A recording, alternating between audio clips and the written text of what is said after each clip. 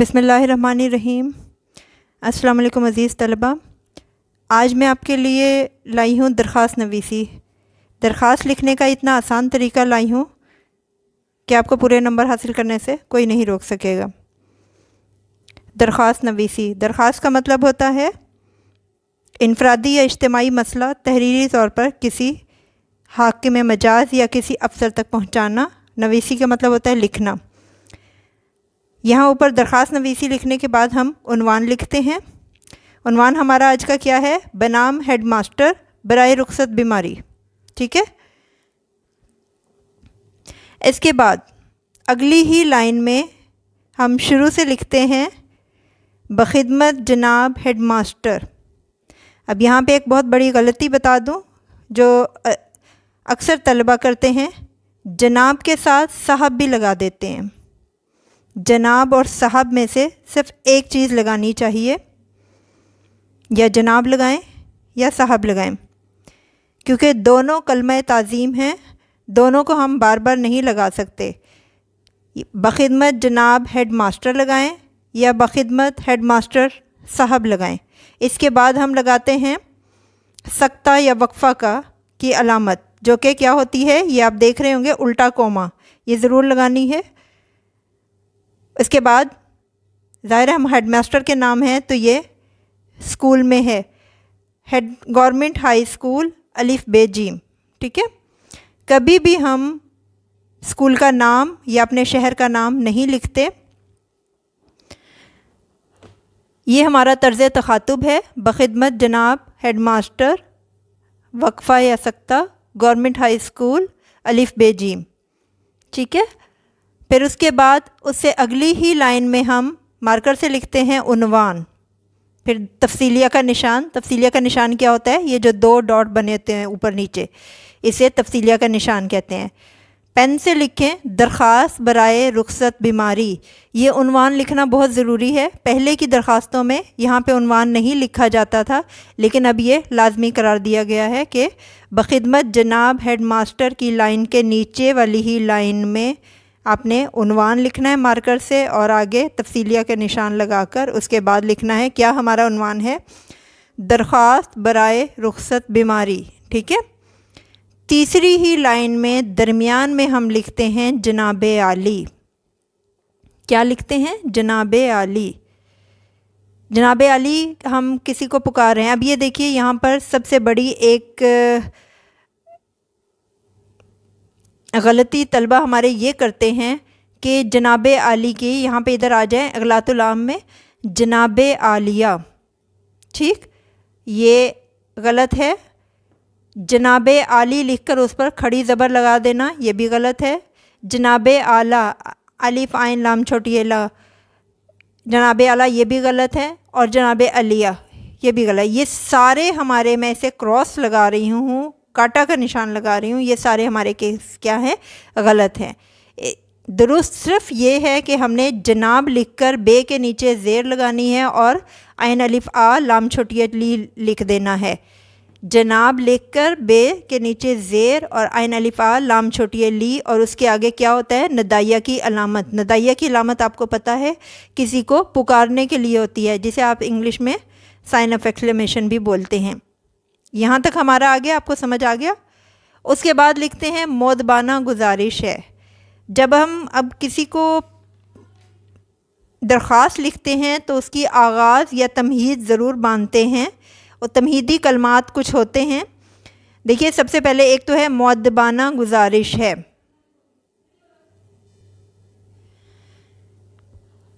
उसके अलावा हम कुछ अल्फाज और लिख सकते हैं। नहायत अदब से गुजारिश है, मुअद्दबाना इल्तमास है, या नहायत अदब से इल्तमास है। इन चार अल्फाज जुमलों के ज़रिए हम अपनी दरख्वास्त का आगाज़ कर सकते हैं।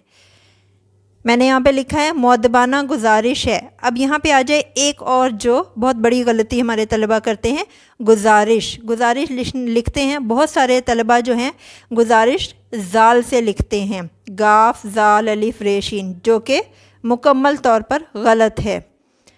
गुजारिश जो है वो जे से लिखी जाती है, गाफ जे अलिफ रे शीन।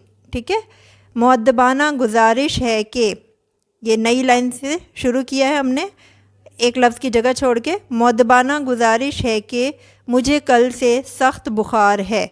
उसके बाद हमने ख़त्मा की अलामत लगा दी। अगर हम ख़त्मा की अलामत नहीं लगाएंगे तो हमें ये बिल्कुल नहीं पता चलेगा कि जुमला कहाँ ख़त्म हो रहा है। बुखार के अलावा पेट और जिस्म में भी शदीद दर्द है, ख़त्मा की अलामत, जिसकी वजह से चलना फिरना दुश्वार है। डॉक्टर साहब ने 3 दिन आराम का मशवरा दिया है, इसलिए स्कूल हाजिर होने से कासिर हूँ। ठीक है, अब ये हमारी बात समझ में आ गई है ना। कुछ तलबा ऐसे करते हैं, ये नहीं देखते कि 10 नंबर का सवाल है, बस एक लाइन में लिख देते हैं कि मुझे कल से सख्त बुखार है जिसकी वजह से स्कूल हाजिर नहीं हो सकता, मेहरबानी करके 3 यौम की रुख्सत दे दें। अगर आपका जो मतन है वो जामे नहीं होगा कि उसमें हमें समझ नहीं आएगी, तो चेक करने वाला आपको कभी भी नंबर नहीं देगा। जी, स्कूल हाजिर होने से कासिर हूँ, बराहे मेहरबानी। अब यहाँ पे देखिए मैंने लिखा है बराहे मेहरबानी। अब बहुत सारे तलबा आपको पता होगा कि बराए मेहरबानी लिख देते हैं, बराए मेहरबानी। ये लफ्ज़ बराए यानी बे रे अलिफ हमज़ा बड़िए, बराए मेहरबानी टोटली गलत है। इसका मतलब होता है, बराए का मतलब होता है के लिए, मेहरबानी के लिए। अब आप यहाँ देखिए मैंने यहाँ पे दोनों लफ्ज़ इस्तेमाल किए हैं, बराहे भी और बराए भी। दरख्वास्त बराए रुखसत बीमारी, यानी दरख्वास्त बीमारी की छुट्टी के लिए। अब यहाँ पर के लिए आ गया ना, यहाँ बराए ठीक है, ठीक है, लेकिन जहाँ हम लिख रहे हैं बराहे मेहरबानी, वहाँ पे आप देखिए इसका मतलब है करके, बराहे करके। आपको इसका मतलब समझ आ रहा है? बराए हमज़ा बड़िए वाला जो है उसका मतलब है के लिए, और बराहे बे रे अलिफ हे के नीचे ज़ेर, बराहे करके यानी मेहरबानी करके। आप मेहरबानी करके भी लिख सकते हैं वहाँ पर। बराहे मेहरबानी 3 यौम 15 अगस्त ता 17 अगस्त 2020 की रुख्सत अनायत फरमाएँ, एन नवाजिश होगी। ठीक है, यहाँ हमारी दरख्वास्त ख़त्म हो गई। अब ये इतना जामे है इसका मतन कि आपको इसकी समझ आ रही है कि बुखार के अलावा और क्या है जिसकी वजह से वो चल फिर नहीं सकता, और डॉक्टर ने उसे क्या कहा है, इसकी वजह से वो 3 दिन की छुट्टी मांग रहा है। एन नवाजिश के बाद हम लिखते हैं दरख्वास्त गुजार। अब एक और बहुत बड़ी गलती है जो हमारे तलबा करते हैं, अर्ज़ी अर्ज़े। आपने देखा होगा अक्सर दरख्वास्तों में बच्चे अर्ज़े लिखते हैं, ये बिल्कुल गलत है। अर्ज़ी गुजार, अर्ज़े और अर्ज़ी, ये तीनों गलत हैं, टोटली गलत हैं। इसकी जगह पे हम क्या लिखेंगे, अल आरिस या दरख्वास्त गुजार। ज़्यादातर वैसे अगर आप दरख्वास्त गुजार लिख देंगे तो ज़्यादा अच्छी बात है। दरख्वास्त गुजार आपका ताबे फरमान शागिर्द। ठीक है, ताबे फरमान। आप देखिए बहुत सारे तलबा जो है ताबेदार और ताबादार लिख देते हैं। ताबे फरमान होता है असल लफ्ज़, ताबे फरमान शागिर्द, हमज़ा छोटिए बड़िए। ये आपने जो दरख्वास्त गुजार आपका ताबे फरमान शागिर्द हमज़ा छोटिए बड़िए लिखना है, ये सबसे एन नवाजिशों के बाद आखिर में आपने बाएं हाथ की तरफ बिल्कुल लाइन के साथ करके लिखना है, दरख्वास्त गुजार आपका ताबे फरमान और शागिर्द और हमज़ा छोटिए बड़िए। दरख्वास्त गुजार वाली लाइन में दाएं तरफ आपने लाइन के साथ करके ये लिख देना है 15 अगस्त, तारीख़ ज़रूर लिखनी है 15 अगस्त 2020। अब आपने ऐसे नहीं लिखना 15/8/2020, महीना जो होता है वो हमेशा लफ्ज़ों में लिखा जाता है, 15 अगस्त 2020। ठीक है, अब बहुत सारे तलबा क्या करते हैं, उससे पहले इस 15 अगस्त से पहले मोरखा या तारीख़ लिख देते हैं, जो कि सरासर गलत है। 15 अगस्त 2020 लिखें। इसके अलावा मैंने यहाँ पे एक लफ्ज़ और पढ़ा था लिए। लिए में आप देखिए एक आम गलती है, लिए लिखते हुए हम हमज़ा ऊपर लगा देते हैं बड़ी ए के ऊपर, जो कि सरासर गलत है। लाम बड़ी ए, उसके नीचे 2 नुक्ते लगाइए, लिए। ठीक है, ऐसे लिखा जाता है।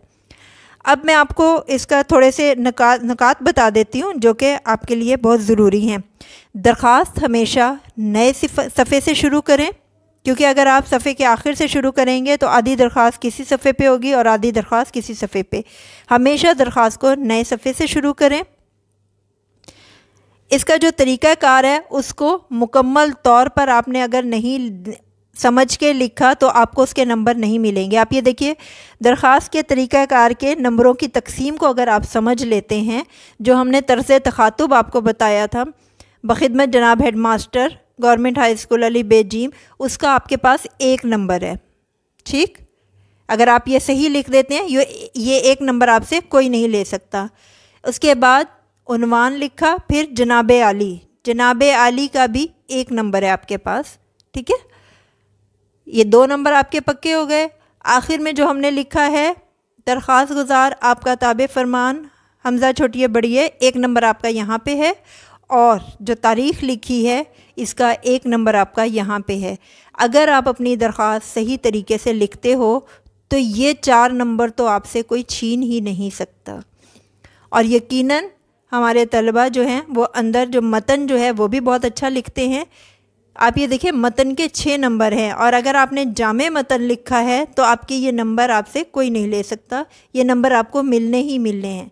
ये 10 नंबर की दरख्वास्त है जो आपके लिए बहुत ज़्यादा अहमियत की हामिल होती है, नंबर बढ़ाने के लिए भी और आपकी परसेंटेज के भी बहुत अच्छा करने के लिए।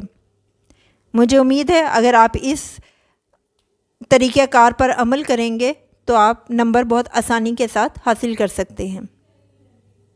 अल्लाह हाफ़िज़।